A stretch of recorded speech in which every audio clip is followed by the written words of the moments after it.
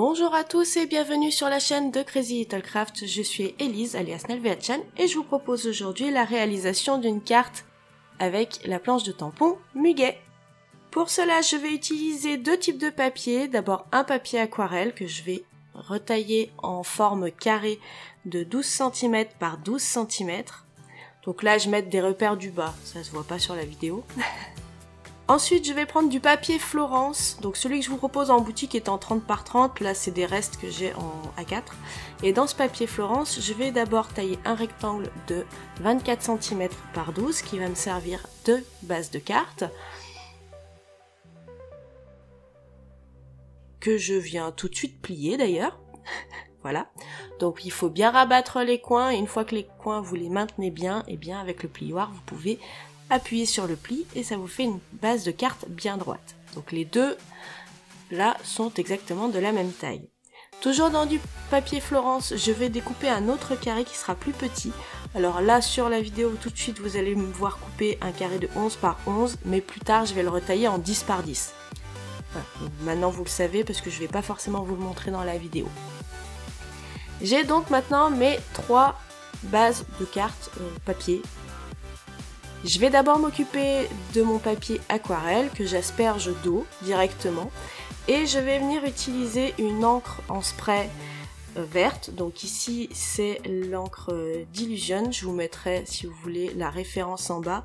Je n'ai pas ces encres là en boutique malheureusement, mais c'est un premier essai pour moi avec ces encres et je trouve qu'elles sont vraiment sympas. Une fois que je les ai appliquées à l'aide d'un petit plastique sur ma base, eh bien je sèche pour pouvoir travailler la suite. Cette fois je vais utiliser cette encre Distress Oxide qui est la Smoky Grey. Je la dilue légèrement avec de l'eau et toujours avec le petit plastique je récupère de la couleur avec les doigts et je viens tapoter sur mon carré de papier aquarelle. Encore une fois, je viens sécher pour accélérer le processus avec le heat gun. Et je vais maintenant utiliser mon tampon Minifond 4, donc le grillage à poule, avec une encre grise. Donc là c'est un petit pad Versafine gris. Et je vais directement le positionner avec les doigts pour être sûr d'avoir des formes très aléatoires. J'aurais préféré une encre un peu plus claire, mais bon, on fait avec ce qu'on a.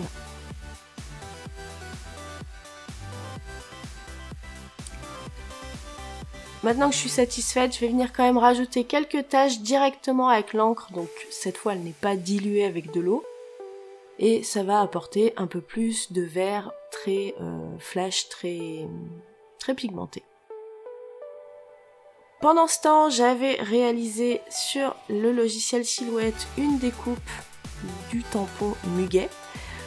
Donc tout simplement avec le fichier de découpe que vous pouvez trouver sur la boutique. Et je vais maintenant venir le tamponner. Donc je prends mon tampon et le négatif de coupe, je me mets dans une presse de précision.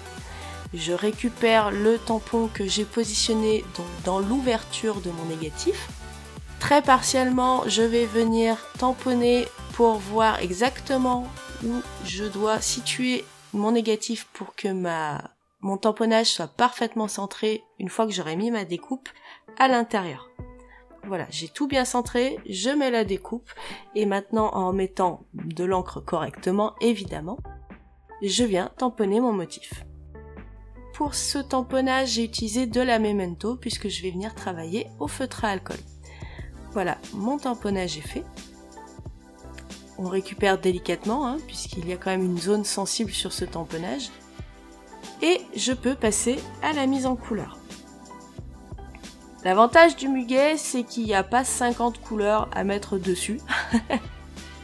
Donc je vais tout simplement utiliser du vert pour le feuillage. Donc là j'ai 3 verts, vous verrez les références un peu plus tard. Ce sont des feutres Copic. Donc 3 teintes de vert. Assez peps, assez flash quand même, je dois le dire. Je vais également un petit peu par la suite rajouter du gris. Donc cette fois ce sera un feutre touch. Juste pour assombrir juste légèrement certaines zones afin de marquer un peu plus l'ombre.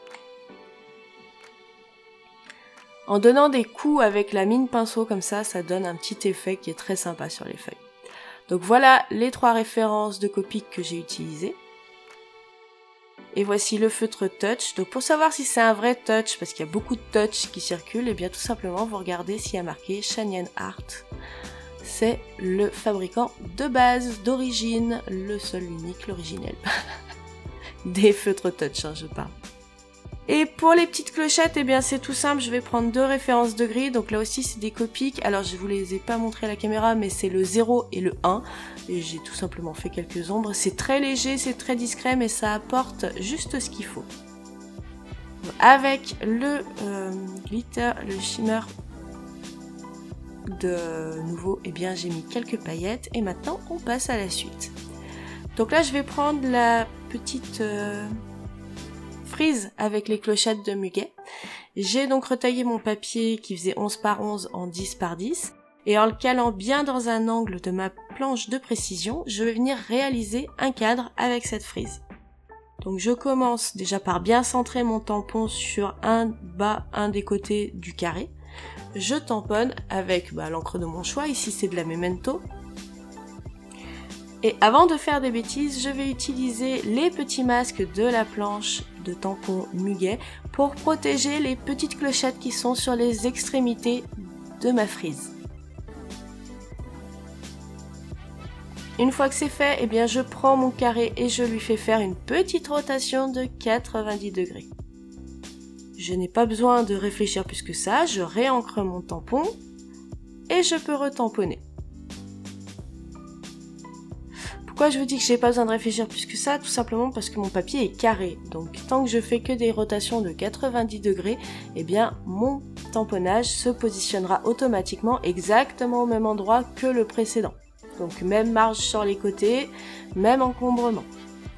Je réalise comme ça en bougeant mes petits masques évidemment tout un cadre et je récupère chacun des petits masques. Alors moi je les colle à l'arrière parce que du coup ils collent mieux sur la feuille arrière que sur la feuille avant des masques. C'est tout simplement parce que une fois décollés une première fois, ils ont du mal à réadhérer au plastique. Toujours avec mes feutres Copic 0 et 1, C1 et C0 pardon, eh bien je viens rajouter quelques ombres à mes clochettes. Et j'évide le masque à main levée. Donc pour ça, j'y vais doucement, hein. Là j'ai accéléré la vidéo. Et je marque légèrement la petite bosse du petit bouton qui dépasse sur le dessus. Voilà, à main levée, délicatement. Alors je vous conseillerais de faire cette étape plutôt à la fin. Là je savais pas trop où j'allais. Donc je me rends compte que mon petit cadre il est un peu fade, sans couleur, donc je vais prendre 2 de mes Copic verts et rajouter des traits à main levée en suivant donc le support de mes clochettes. Voilà, ce qu'il faut faire avant d'évider le cadre, c'est ça, si vous souhaitez refaire la carte, c'est je viens gratter les bords de mon papier. Alors pourquoi je fais ça? Tout simplement parce que mon papier Florence est beaucoup plus blanc que mon papier aquarelle et du coup pour donner un petit, on verra la différence entre les deux blancs bien entendu, mais pour que ce soit plus proche de l'esprit aquarelle, eh bien j'ai frotté mes angles pour que on ait un côté un peu pelucheux, un peu texture papier. En attendant, je viens également positionner mon fond aquarelle sur ma base de carte avec de l'adhésif double face et là j'allais coller mon cadre. Et puis je vais me raviser, donc je vais le coller par la suite donc avec de la mousse adhésive 3D. Mais non, pas tout de suite. Je vais venir utiliser cette colle, donc c'est une colle repositionnable, donc c'est en forme de stylo à pointe biseautée, donc c'est un feutre colle nouveau que pareil vous retrouverez en boutique. Parce que j'ai eu envie de mettre du Gilding Flex. Et oui, ça faisait super longtemps que j'en avais pas utilisé. Et je me suis dit que pour apporter un peu plus de brillance, plus que les paillettes sur les clochettes, ça pouvait être intéressant. Et puis ça apporte un peu de lumière, ça accroche la lumière en tout cas, ça apporte un peu plus de luminosité à la carte. Si vous souhaitez avoir plus d'infos sur les Gilding Flex, je vous mettrai dans le petit i une vidéo où je les ai utilisés un peu plus en détail. Je vais donc maintenant passer au collage. Donc derrière mon muguet, derrière les clochettes, je vais mettre une double épaisseur de mousse adhésive. Et puis je vais venir positionner mon petit muguet à l'intérieur du cadre. Je fais passer les clochettes de l'autre côté. Je fais en sorte que ça s'accroche avec la mousse adhésive au niveau de la racine du muguet. Et je vais essayer de positionner ça le plus centré possible.